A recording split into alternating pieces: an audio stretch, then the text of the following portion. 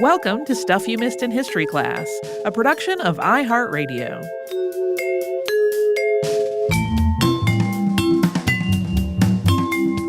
This and happy Friday. I'm Tracy V. Wilson. And I'm Holly Fry. We talked about the Stone of Scone. We did. This week. Something people still have incredibly strong feelings about. Like, here is a quote from a 2021 piece in Scotland's The National by Hamish McPherson. Quote, "Today is the 725th anniversary of arguably the greatest theft in Scottish history if you exclude the Act of Union and our removal from the European Union against the will of the Scottish people." I have no idea what the rest of this piece says because it is paywalled.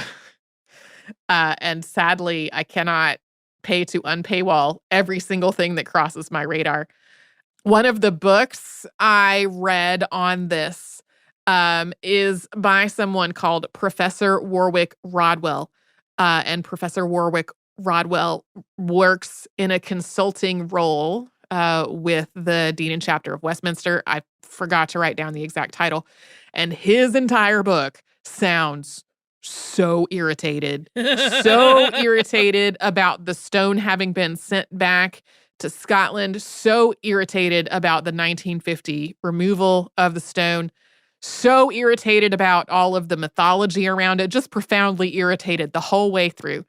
So, for example, there's a section about the authenticity of the stone that says, quote, "A great deal has already been written about this subject, and it would consume too much space to rehearse all the wayward arguments here."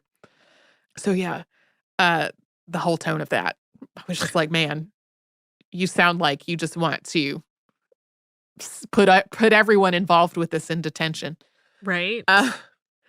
One thing that I had in the outline that I took out because it felt like a digression, but it's also interesting and funny to me, so I want to talk about it now, is what happened with the coronation chair and the Stone of Scone during World War II. Okay. People in London were really afraid that something was going to happen to the stone and the coronation chair, like being bombed. I mean, this was a reasonable fear, right? Britain was under attack directly during World War II. So the chair was taken to Gloucester Cathedral. It was put into a sort of recessed space, and then it was walled in with sandbags. And then the stone was placed in a burial vault under Abbot Islip's chapel in Westminster Abbey. They thought that would be a safer place for it in case the abbey was like directly hit with a bomb. However, they were also afraid of the location being leaked and afraid that if there was a major attack on London, if they like really limited who knew where the stone was, it would be possible that everybody who knew would be killed. So they needed to take some extra steps to make sure that there was information about where the stone was hidden outside of England. So they sent a sealed letter to the Prime Minister of Canada, which was placed in a bank in Ottawa. And then they were like, what if something happens to that? So they sent a backup copy to the Lieutenant Governor. They probably say Lieutenant Governor. That was placed in a bank in Montreal. A third copy was kept in the UK until they had word that those two other envelopes had arrived safely in Canada. This maybe seems a little excessive. Honestly, it was not. All the correspondence relating to all of these plans was in the office of the Dean of Westminster when it was hit by an incendiary bomb in 1941. And the documents did survive, but like there's some burned parts. So anyway, I found that whole story kind of wild. Also, we alluded to the fact that most of what we know about this heist today is from the perspective of people who were part of it, telling stories a lot of times in a very dramatic, colorful way, particularly Ian Hamilton. Ian Hamilton talked about this a lot. He comes across in a lot of accounts like almost as the sole perpetrator of the whole thing, which is really not the case. He definitely made it sound like a very Robin Hood, rob from the rich and give to the poor kind of thing. They all come across as kind of like roguish scoundrels, and he comes across as kind of self-promotional. So I found it very funny that in that 2008 movie version of this, which I watched over the weekend, essentially every person that he has a dialogue with at some point tells him basically, you are sure full of yourself. I found that very funny. So yeah, a lot of stuff that it's like, we sort of think this is how it went down, but we're having to draw from a narrative that's like intentionally written to be entertaining. Right. For a lot of it. We crisscrossed with an episode of Criminalia that we did several seasons back regarding Margaret, Maid of Norway. Okay. Because I don't know if you came across this in your thing, but 10 years after she died at the age of 7, tragically, a woman came forward claiming that she was, in fact, Margaret. I did not find and this. And she's known as the false Margaret. And there were people that believed her, even though there was so much evidence against it. Like, Margaret's father had identified the body. Margaret would have been 17 when this woman came forward, and she was like estimated to be in her 40s. Like, there were just people that wanted to believe so badly that this was really Margaret and that everything was going to change with all of those 13 claimants and the whole chaos that had happened. And it made me think about, I want to put this very carefully because I don't want anyone to feel like their position or their opinion on the Stone of Scone is denigrated. But it made me think about just the ways that people will put their faith in a thing that doesn't have supporting evidence because they want it so badly. Yeah. And it's like, we don't really know the scoop on the Stone of Scone, but it is so hotly contested. Right. And so it just kind of, I don't know if tickled me is the right word. It occurred to me how there are these interwoven pieces of this story that similarly have people believing things really hard, even though they can't really prove that their belief has like factual backup. Yeah.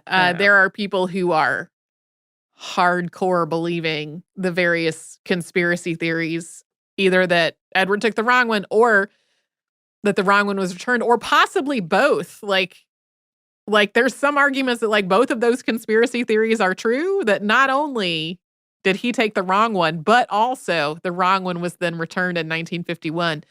And it really does seem like both of those conspiracy theories came about way later. Some of the specific things that people cite as evidence are things that are demonstrably untrue. Like there's an argument of like, well, Scotland did not ask for the stone back because they already knew that they had the real stone. And it's like, but no, they did though. They did ask for the stone back. We have it written down. So anyway, it's kind of funny to me how there are definitely for sure 100% people who have incredibly strong feelings about this today. But what I found written about it in recent years is more broadly written like a heist adventure than stuff written in the 50s when people were largely appalled and outraged. There are accounts that make it sort of seem like everybody, like they took it back to Scotland and everybody was cheering in the streets. And there were some people who were excited. But there were a lot of people who were like, whoa, no, what you stole from a church on Christmas? Like, what is wrong with you? And of course, people who were like politicians who wanted to seem respectable, who wanted to, keep a generally positive relationship with England. It comes across as like a universally more embraced heist than it really was. Yeah. Yeah. And again, in my thing about all of that, it just I in fact want to convey the opposite of what that might sound like, where I'm like, why is everybody getting wadded up about a thing they don't know for sure? But it's more like it points to the importance of these shared concepts of history that we cling to, right? Like that there's something interesting that humans are inherently prone to wanting to find those touchstones that are things they can like connect to, even if they don't always have the backup on it. And that to me is just a fascinating part of being a human. Yeah. Yeah.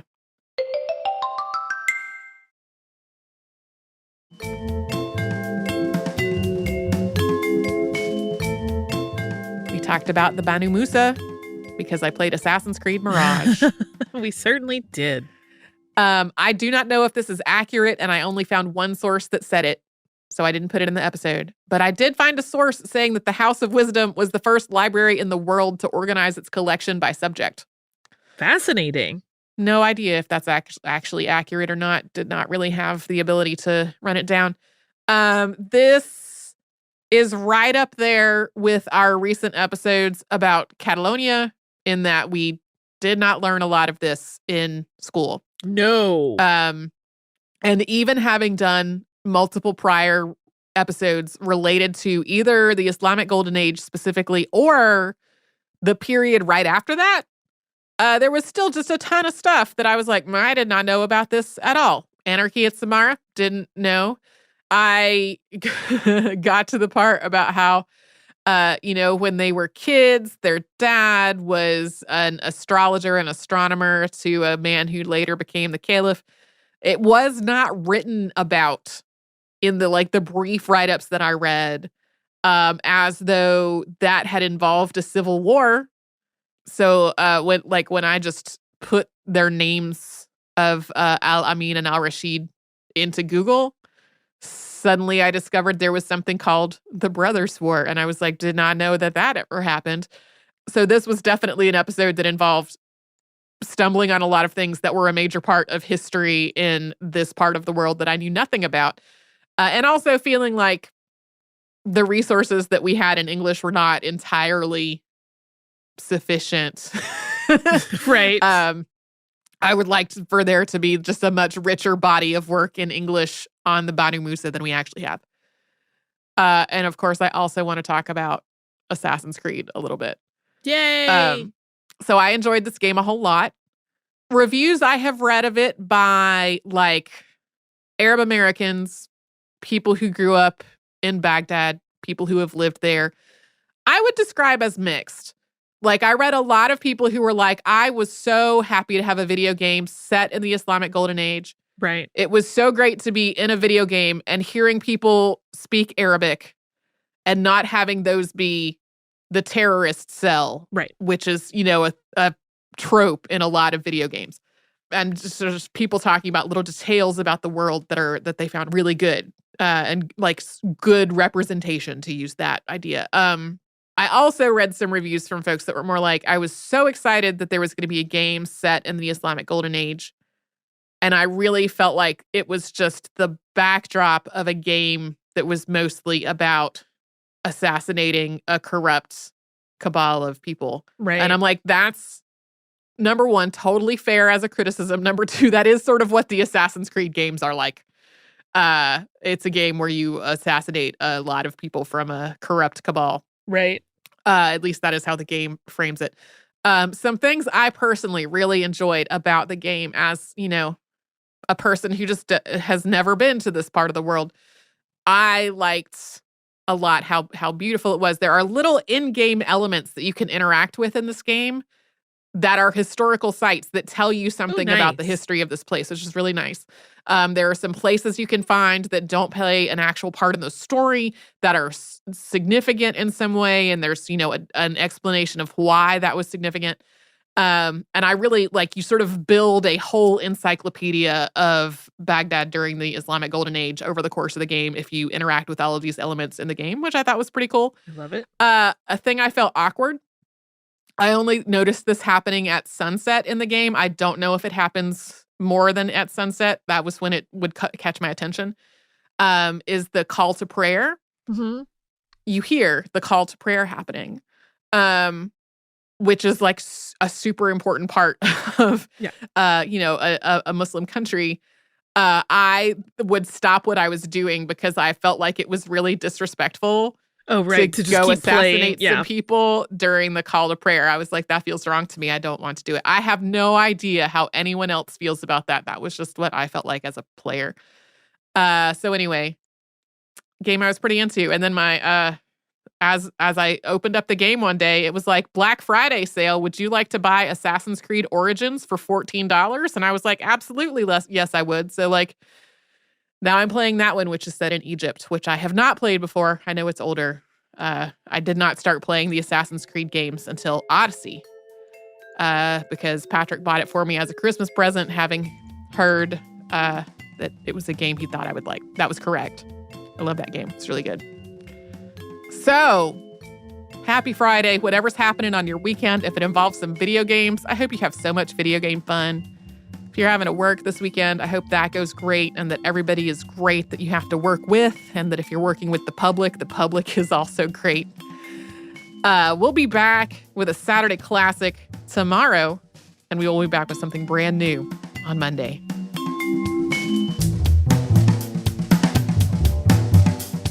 Stuff You Missed in History Class is a production of iHeartRadio. For more podcasts from iHeartRadio, visit the iHeartRadio app, Apple Podcasts, or wherever you listen to your favorite shows.